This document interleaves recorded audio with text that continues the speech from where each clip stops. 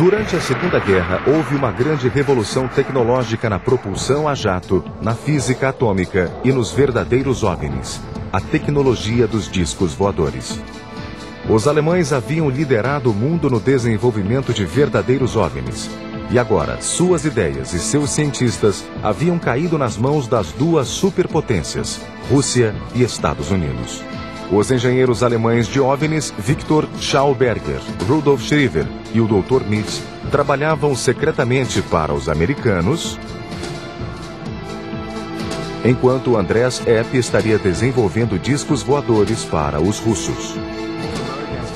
Tanto americanos quanto russos exploraram muito os cientistas que eles capturaram no fim da guerra e usaram a tecnologia deles para seu desenvolvimento científico durante a Guerra Fria. No fim da Segunda Guerra, os antigos aliados se tornaram rivais e a corrida armamentista da Guerra Fria começou. O foco dos esforços americanos se voltou para o desenvolvimento de foguetes e mísseis teleguiados. Parecia que a tecnologia de discos voadores, tomada dos alemães, iria esperar. Mas então, em 1947, o piloto americano Kenneth Arnold relatou ter visto um OVNI voando sobre a América. Ele voava perto do Monte Rainier, no estado de Washington, e disse ter visto 9 discos voadores a uma certa distância dele. Quando Arnold aterrissou, ele contou a história à imprensa local. Eu estava a aproximadamente 40 ou 45 quilômetros do Monte Rainier quando vi uma formação à minha esquerda, como se fosse a cauda de uma pipa passando numa velocidade incrível na frente do Monte Rainier. Eles pareciam uma torta cortada na metade, com uma espécie de triângulo convexo na traseira. Kenneth Arnold começou uma tempestade. Ele conseguiu calcular, usando pontos de referência no solo, a velocidade do voo e estimou que eles voavam a 1.900 ou 2.000 km por hora. Depois de aterrissar, ele contou a história à imprensa e descreveu os objetos como se fossem discos na água. E é daí que veio a expressão disco voador. Surgido do nada, o mistério dos discos voadores está conosco. O que é um disco voador? O que as pessoas veem e às vezes fotografam? O que está escondido por trás dos relatos diários de fenômenos aéreos na imprensa? Rádios e televisões americanas começaram a divulgar relatos de testemunhas oculares que declaravam ter visto OVNIs nos céus da América. Olhei para cima e vi 3 discos voadores formando um V, a aproximadamente 800 metros de mim e a 100 metros de altura. A América foi tomada por uma febre de OVNIs e discos voadores. Os militares se apressaram em desmentir que tivessem relação com aquilo e foram à televisão para tranquilizar a população americana. Podemos dizer que as aparições recentes não têm conexão com qualquer desenvolvimento secreto de qualquer instituição nos Estados Unidos. Por meu cargo no Instituto de Pesquisa e Desenvolvimento Aeronáutico e Naval, estou completamente familiarizado com nossos programas de aeronaves e mísseis teleguiados. E posso afirmar que a Marinha não tem nenhuma aeronave ou míssil teleguiado em forma de disco voador em nenhum de seus programas. Então, em julho de 1947, em meio à febre dos OVNIs, surgiu um novo relato de outro oficial americano. Ele anunciou à imprensa a descoberta de destroços de um disco voador encontrado em Roswell, Novo México. Em poucas horas, a história de Roswell se espalhou pelo mundo.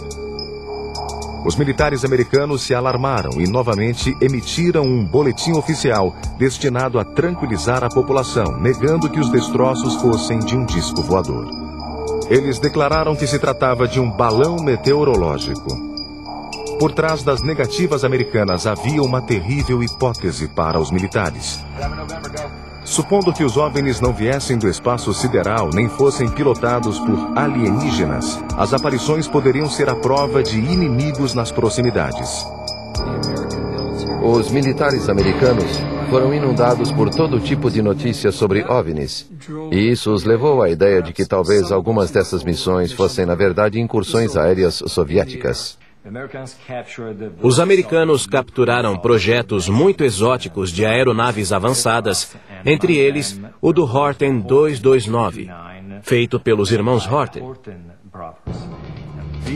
E essa aeronave tinha desenho muito similar ao da primeira descrição de disco voador avistado na América em 1947. E os americanos temiam que os russos pudessem ter produzido realmente uma versão operacional do Horten 229. Então, nos anos do pós-guerra, relatos de OVNIs fizeram parte da escalada da tensão entre Oriente e Ocidente, e a Guerra Fria cresceu em intensidade. No início dos anos 50, a Guerra da Coreia quase levou o mundo a um desastre nuclear. E na América, a paranoia e o medo de uma invasão comunista se refletiram na cultura popular em relação aos discos voadores. Discos voadores invadiram nosso planeta. Washington, Londres, Paris e Moscou são os alvos principais. O mundo está sendo atacado. Os anos 50 foram os anos dourados dos discos voadores. As pessoas estavam apavoradas por causa da Guerra Fria e dos experimentos atômicos. Ao mesmo tempo, elas eram muito interessadas na exploração espacial e nos avanços tecnológicos, de modo que o clima era propício para se esperar visitas de extraterrestres vindos do espaço sideral.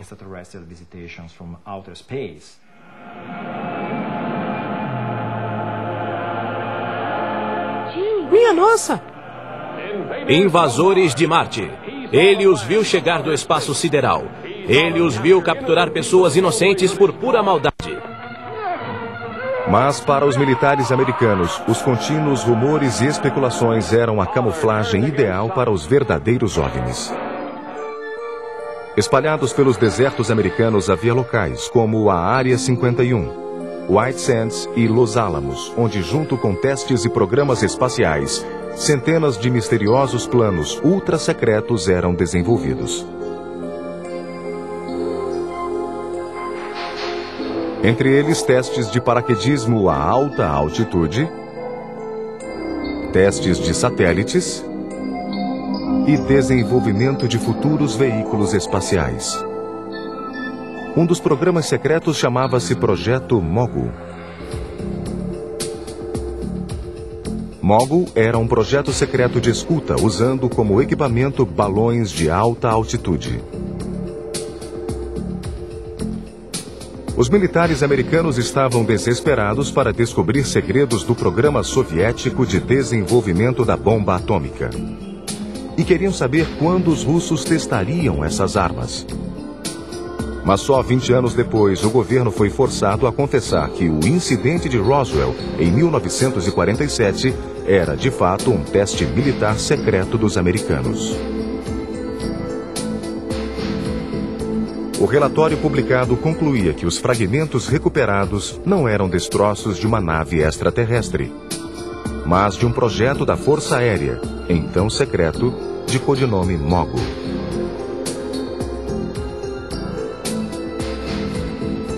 Mas havia boas razões para os americanos temerem os soviéticos. A experiência da Guerra da Coreia e o surgimento do surpreendente caça MiG provaram quanto a tecnologia soviética estava avançada. A América precisava alcançá-los, e depressa. Um disco voador supersônico poderia ser a